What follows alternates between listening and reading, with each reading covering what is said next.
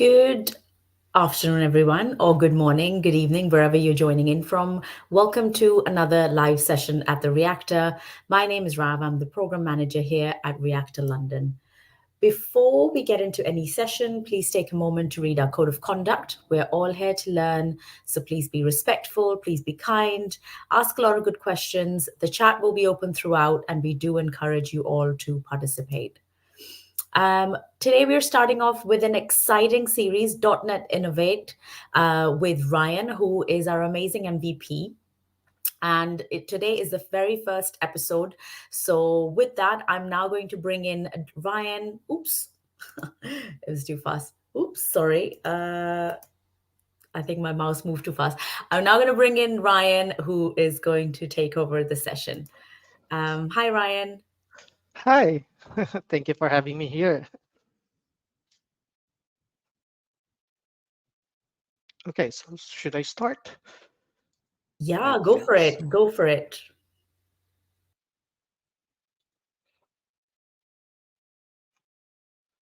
okay, I'm just gonna share my screen.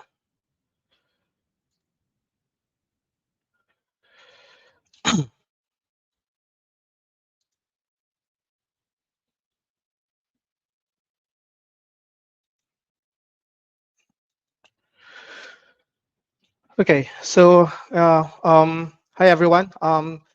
In my presentation today is all about .NET Aspire cloud native app development with messaging integration. So you can what can you expect from my presentation today? I will have this standard slide presentation so that we will have a common understanding with the topics that I will explain.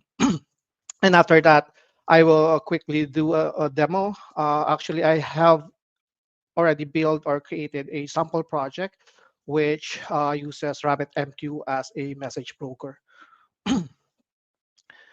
Okay, let's just next screen. I'm not sure why my screen is hanging now, but yeah, again, I am Ryan. I am a Filipino. I am currently based in Germany, and yeah, I'm a proud father of two amazing kids. I am currently a Microsoft MVP in the category of Azure slash cloud native. You can check my professional background on LinkedIn. You can connect with me if you want. I am also active participating in different tech speaking engagement. So you can check my sessionized profile. I also have this YouTube channel if you want to see more contents of all more contents that I am uploading. I sometimes write blogs. I also have this Medium profile, but I'm not a- active for this as of the moment. You can also check my GitHub repository for my different test projects.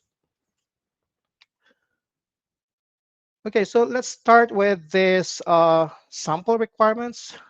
Well, I think it's a real scenario where, let's say, for example, we have this video on demand subscription service. So let's say the user wants to um, avail the subscription service by just ending the free trial, and the backend for that has this kind of microservices, and I like to add the event-driven architecture for this one. So I will briefly discuss about event-driven architecture. So in this backend microservices, we have this API. It's weird, my mouse is moving. So, but yeah, so we have this API gateway, which is responsible for sending a request to subscription service, and subscription service is responsible for saving the information of the user. And we also have this payment service, which is responsible for validating the payment transaction, which also has its own database. And the last one is the recommendation service, which is responsible for sending or giving a information about the history of the users, well, the video that has been watched by the user. So, let's stick with this scenario along the way. So in event-driven architecture, we have these three main entities, which is the uh, producer, which is responsible for producing an event, and we also have this message broker, which is responsible for storing that event and routing that to different consumers, or yeah, consumers. It can have multiple consumers, and this message broker oops, sorry, can have multiple events inside of this, and can be distributed to different consumers, like what I have mentioned. So in message broker, it can handle as many as consumer as we need or as we want. Let's also have this quick comparison between the request on response model versus event-driven model. So in traditional request response, this is a synchronous communication compared to event-driven model, which has this asynchronous communication. And the other comparison that we can talk about is the what we call the inversion of control. So synchronous and asynchronous, which means in request response model, the sender sends a request to a receiver, and this sender needs to wait for the response of the receiver, disregard if the information that the sender will get is important or not. And the problem there, if the receiver doesn't respond anything, or maybe something happened to receiver, which produce a problem with the communication. On the other hand, we have this event-driven model, which has this publisher, and this publisher just send or publish an event to message broker, and publisher doesn't care which consumer uh, will use the event or message from the message broker, so that the publisher will just continue for the next task. So publisher doesn't really care about what will happen to the request or event. And the other comparison is the inversion control. So which means sender needs to request response model, sender needs to know about the details of receiver. So it it needs to know how to call this receiver. It needs to know how what parameters needs to supply for the request. And if you have multiple services or APIs, this sender needs to know all of the information of this APIs to conduct the request or to do the request. On the event-driven model, on the other hand, like what I have mentioned, publisher doesn't really care about who will consume the message or the request that publisher sent to message broker.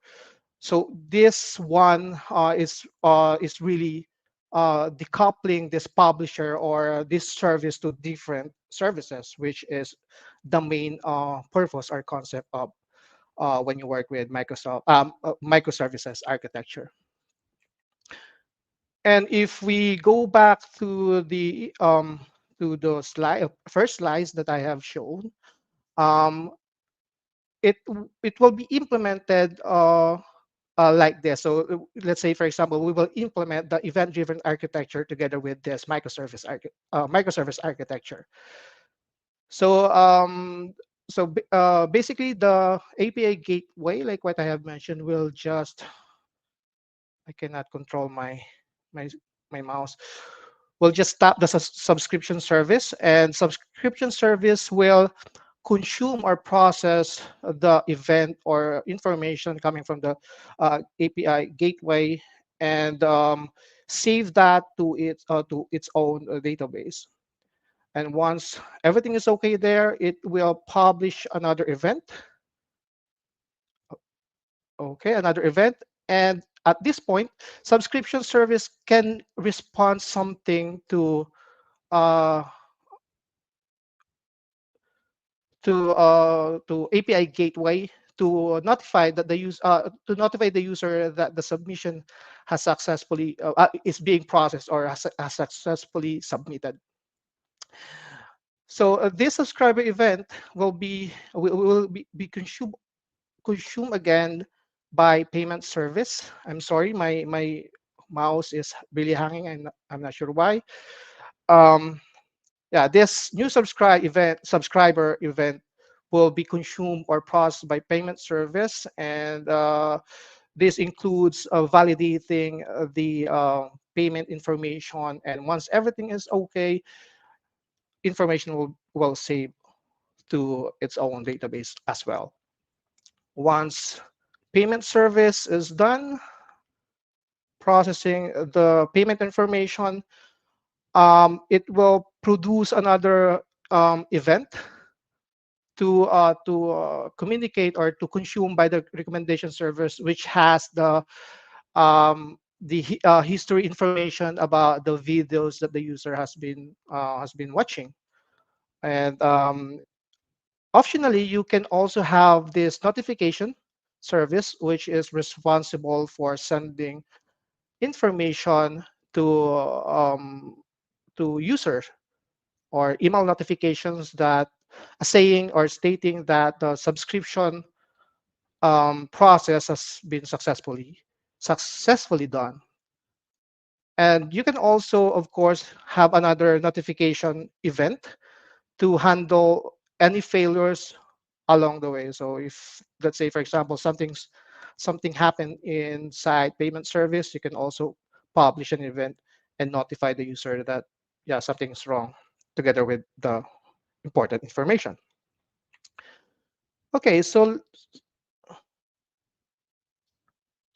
having that background with working with event-driven architecture and microservice architecture, so let's go to this different messaging components of that Aspire. Actually, they changed the name of components to integrations. It's that Aspire integrations now.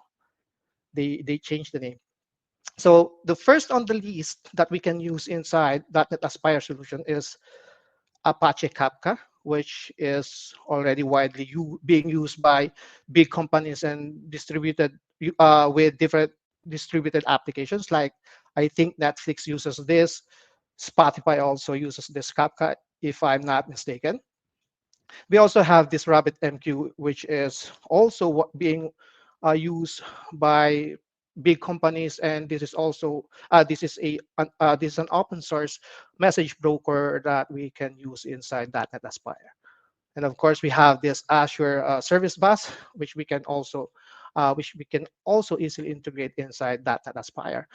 And these are the other communication components or integrations of .NET Aspire. You can check the different .NET Aspire integrations in Microsoft Learn. What is .NET Aspire, and why do I use this? So maybe there are lots of YouTube videos about this, and you can also check MS Learn about the details about .NET Aspire. But maybe based on my observation, because I've been monitoring the progress of .NET Aspire since preview version 1.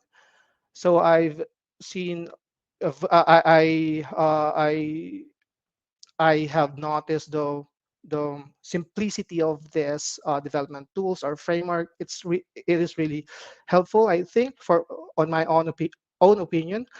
Um, um, if you are a .NET developer, which is not really happy configuring something or doing some configurations about the infrastructure, or if you're not really happy working with service discovery configuration, you will be happy using .NET Aspire, because .NET Aspire has this automatic conversion of let's say C# code So you will just write a C# code, then that Aspire um, will translate that. I will show you that later on my demo. How do I start working with Aspire? So there are requirements or prerequisites as of the moment. So you have to install the .NET 8 version. You also need to install this .NET Aspire workload, which I think this will be removed on the next version of .NET Aspire. So .NET Aspire 9 will be coming out, I think, and some of the developer of .NET Aspire is saying that .NET Aspire workload will be removed as one of the prerequisites. Docker Desktop needs to be installed also for handling different containerization and image. But if you don't want to work with Docker, you can also work with a .NET Aspire supports Podman. If you're familiar with Podman, you can also work with that.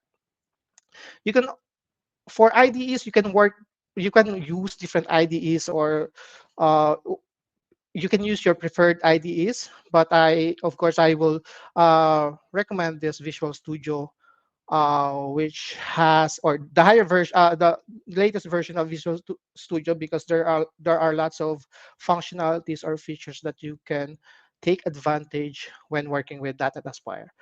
Visual Studio Code also, of course, and I will use Visual Studio Code on my demo. I prefer to use this when doing some live coding demo.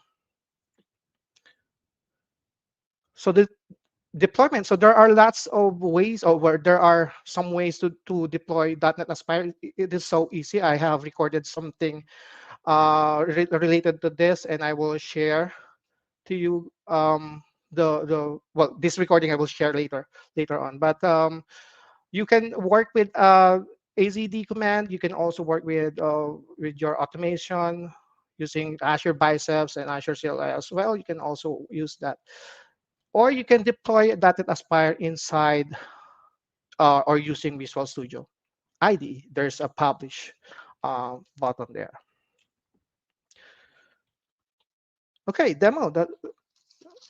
So I hate this presentation because I cannot control my mouse well. So let's do the demo. Okay, let me just close this and do the demo.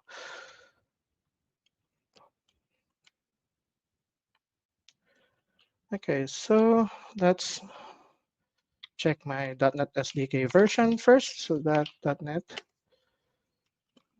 SDK check. What do I have here? Because I installed different version of SDK. So just to make sure. Okay. Okay, so I'm going to use the 8.0, 300. .NET. Let's add global JSON SDK version to make sure I will use that version 8.0. Oh, sorry, 300. Okay.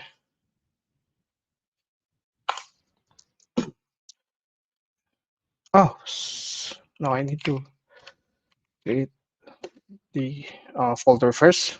Sorry, Aspire, Rabbit, MQ. Sorry about that.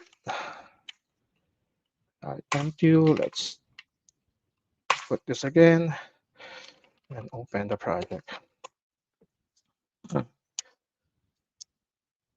Okay, good. We have this starting point now. Let's just close this. Open the terminal. Okay. .NET New Aspire. Well, there are different templates that you can use when working when you start working with .NET Aspire, and you can check that by just typing this. Oops, .NET this Aspire. It's up to you what do you prefer to use, but for the sake of this demo, I like to use this Aspire, which only has the two projects, the important projects, the app host and the service default. So let's use that .NET New Aspire. Great.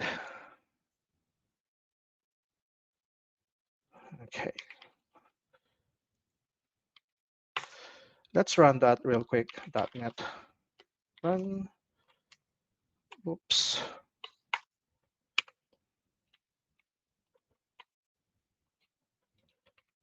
Oh, sorry. .NET run. Check.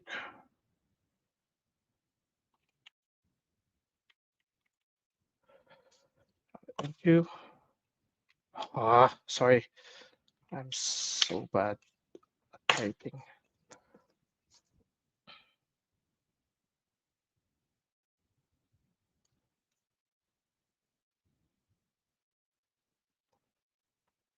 Okay.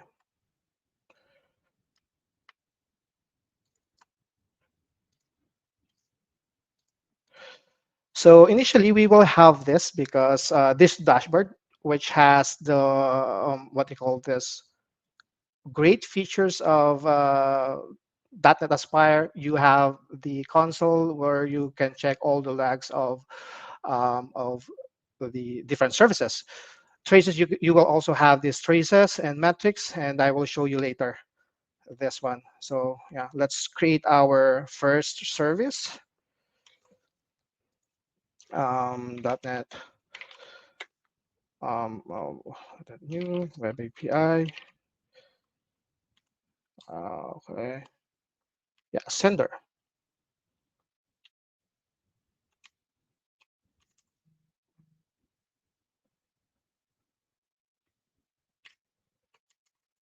Yeah, sender.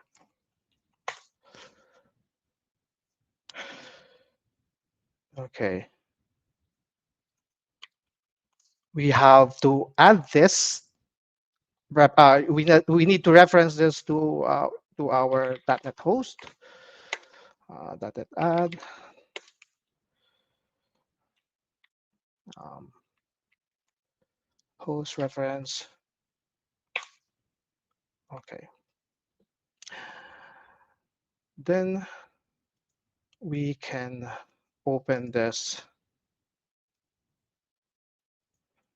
project. So as I have mentioned, the purpose of app host is it's like the heart or brain of the app of that .NET Aspire solution. You can this is where you define those communication between your services, and that this service defaults is the shared, let's say shared configuration and projects, and you have this implementation here where it can be shared across multiple uh, services. But let's continue doing this. So let's say web API um, builder um, okay, builder add project.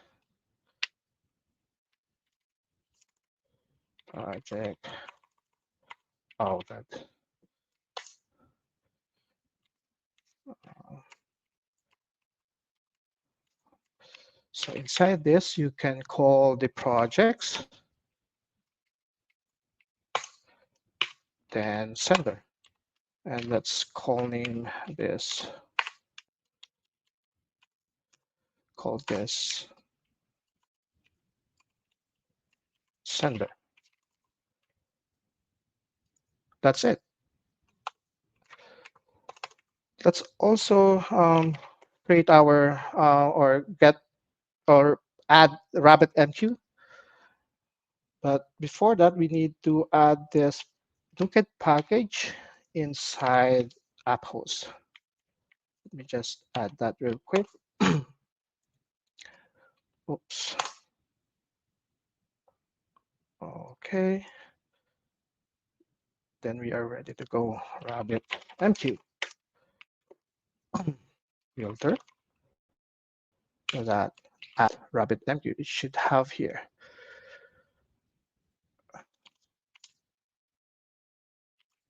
Add Rabbit MQ.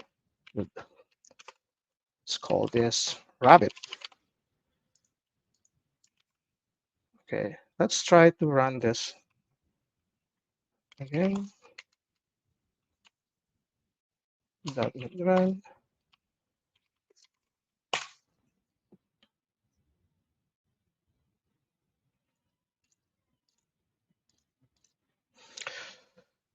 Okay. Let's try.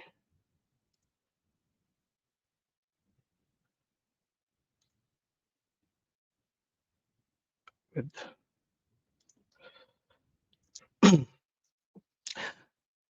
If we go to the resources, we will have this now. So we have this backend API or web service API, which returns the this weather forecast.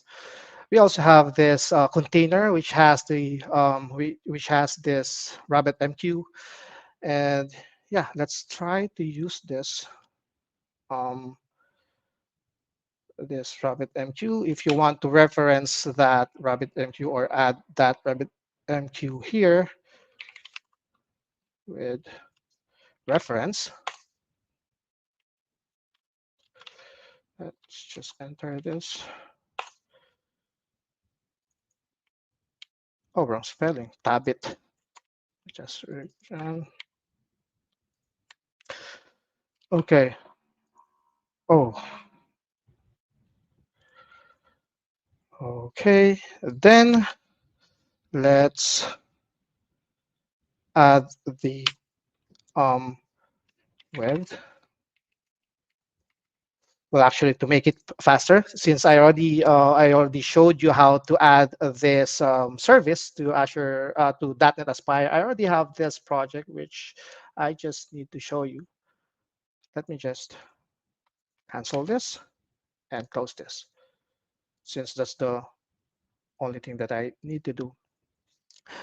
Okay, so to make it faster, in this project I already have this sender API which I am trying to create earlier. I have this endpoint which will send or which will accept the message and that will be passed to the Rabbit MQ. So I just used or I need to install the Rabbit MQ client for this consumer like this. So I've added this sorry, I've added this NuGet package so that the Rabbit MQ will work inside this API. Okay, so I also have this receiver which retrieve this message or event from Rabbit MQ. Let's say where's that receiver? I have this background process which handles the message like this. So same implementation, but it has this eventing basic consumer. If you're familiar with RabbitMQ, this is not this is just a normal implementation or usage of RabbitMQ. Um, yeah, and if we go back to the app host, you will have this kind of implementation. Basically, this RabbitMQ has this admin page, and so that the message, you can monitor the messages or events there, and you are just attaching this rabbit mq inside this sender api, which also being used by receiver service. And yeah, I will, this is just test, uh, this is just my testing, so I've added this front end framework, Angular React, and it works perfectly. I will show you that later also. Okay, so let's try to run. I'm trying to make this fast so that we will have more time for the question and answer.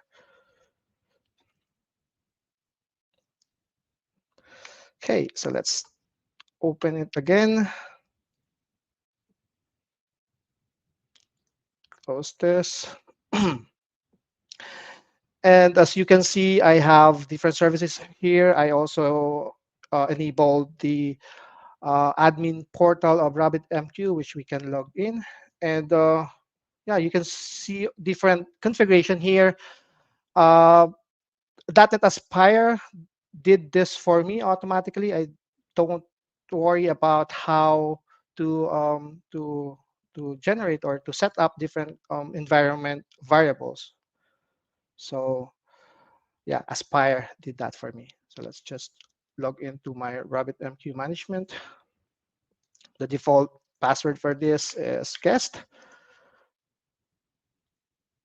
Okay, and let's try to run the sender, which has the Swagger also. And let's try to send. Okay, and try to open the logs for receiver. And yeah, try it out. First try. So the message has been received or retrieved by the receiver service. And if we check this portal to make sure that that the event or message is being sent to RabbitMQ, we also have we have this graph, so we can confirm that this is really working. Stress 2. Okay, that message should be reflected also here. Okay, great. And like what I have mentioned, you can benefit using this dashboard because it has different traces where you can check different information about the request of different services. You can go deeper. You can see all the informations that you might need. You have this metrics also. You can select different services. And in this demo, I only have this two backend API, which has, yeah, which has this. You can have this fancy table view or graph if you have more information here. So imagine you are working locally, but you already have this. And yeah, also I have, as I have mentioned, I have this Angular app inside .NET Aspire. I also have this React. And the way I did this is I have just added I've just added this implementation, which I'm just using this add npm app, and we need to install the NuGet package of that Aspire NuGet package by this one. So Aspire that hosting that Node.js, just add that to your project. You will have this add npm app. And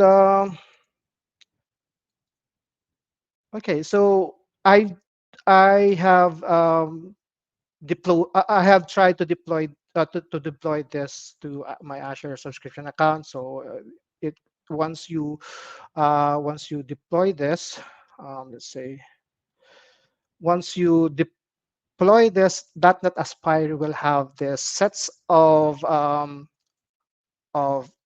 container apps. So here's the web API. This is the sender. This is the receiver API. The messaging, messaging container apps, which has the RabbitMQ and the Angular.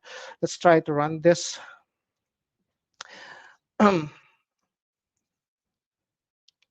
Okay, so the dashboard also is also added. So I just noticed this last week that they've added this dashboard when you deploy something. So the way I deployed this, I just use the Azure Developer CLI, and I will show you that later. So as you notice, it's like the production build or the production version is really similar to your local environment. See, okay, I also have the Angular here, which communicates with the weather API. And by the way, the Angular or front-end framework communicates to different services or backend services. Here is something like this. So in Angular, it has this proxy JS, which calls this name of the service. In this case, in this demo, I've named the sender. Sender, where's that? The sender API, like, sorry, sender API like this. So if I make this senders or SS, that proxy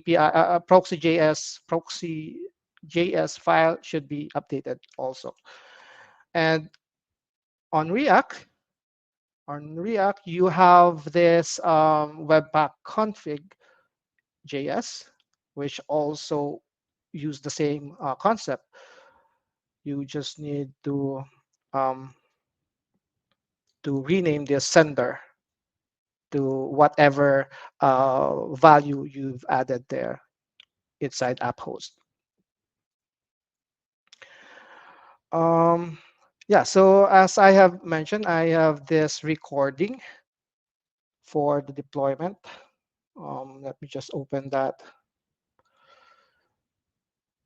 ACD. Um,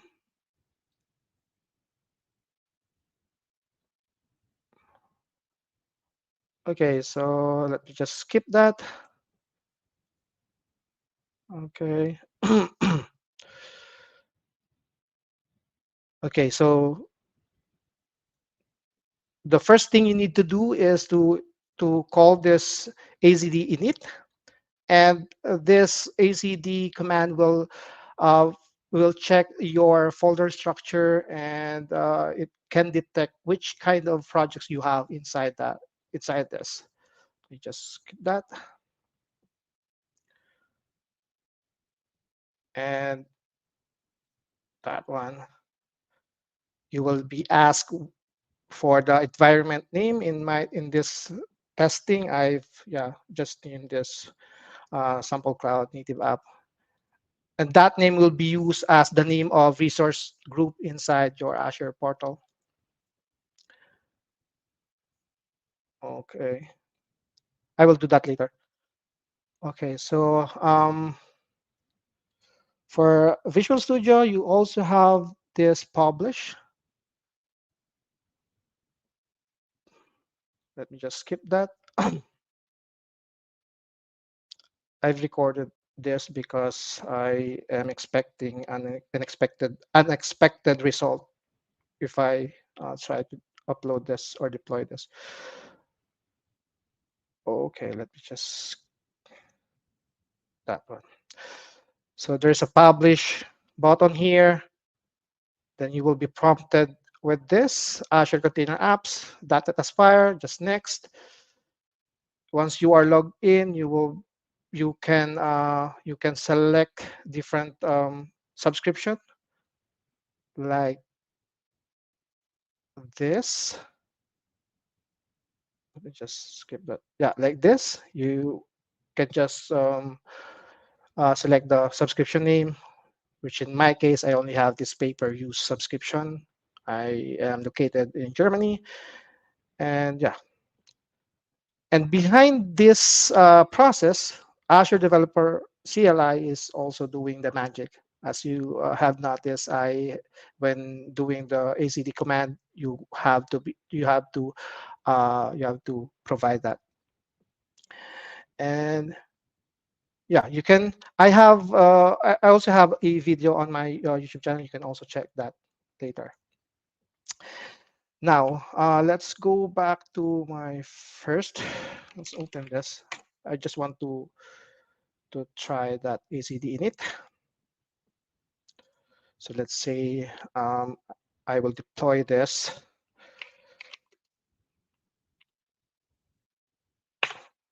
So when you execute this, it will generate different files and folder.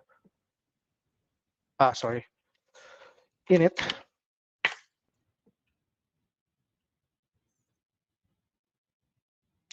Yes.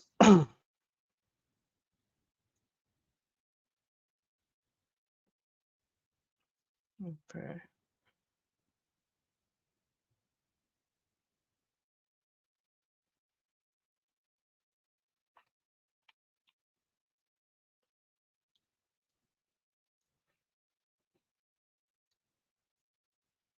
Hmm.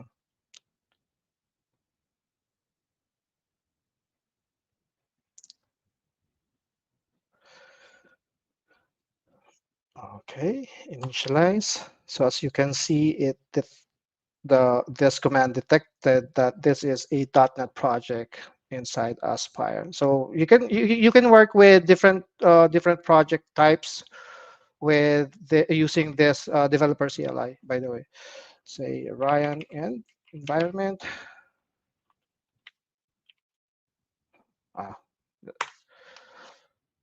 okay, so as you can see, there's this new folder and files which has this README file where you can use as a reference if you want to work with your CI/CD pipeline. You can just follow the instruction here, and you also have this YAML file which will be used by the deployment or ACD app. And you also have this special folder which has the informations that you have supplied. Well, as of the moment, I only have this, but if I try to to execute this ACD app, that will be filled up with different information. I think I need to log in first, but yeah, let's try. Okay, I'm already logged in.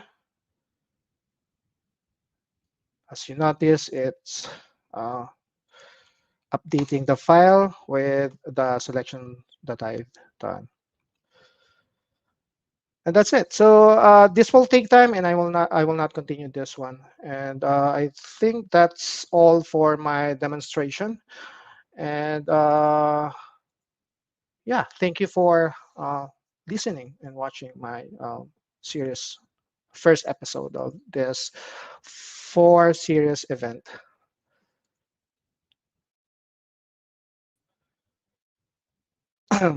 If there's a question, maybe yeah. I think Ryan, we're facing some issues with your camera, so I that's why I took your camera. Uh, I put your camera off, but we have no questions in the chat. Okay. But if there's any, maybe we should give it like a few seconds so people can put their questions. Yep.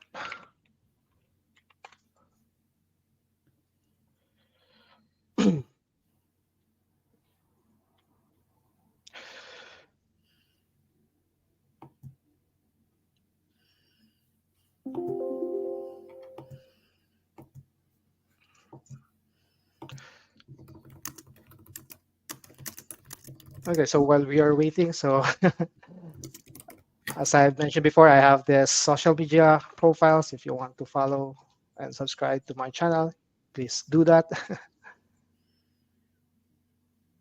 Mm, yeah. I guess, Ryan, there's no questions, but what we'll do is we'll see you next week in the second episode. Thank you very much.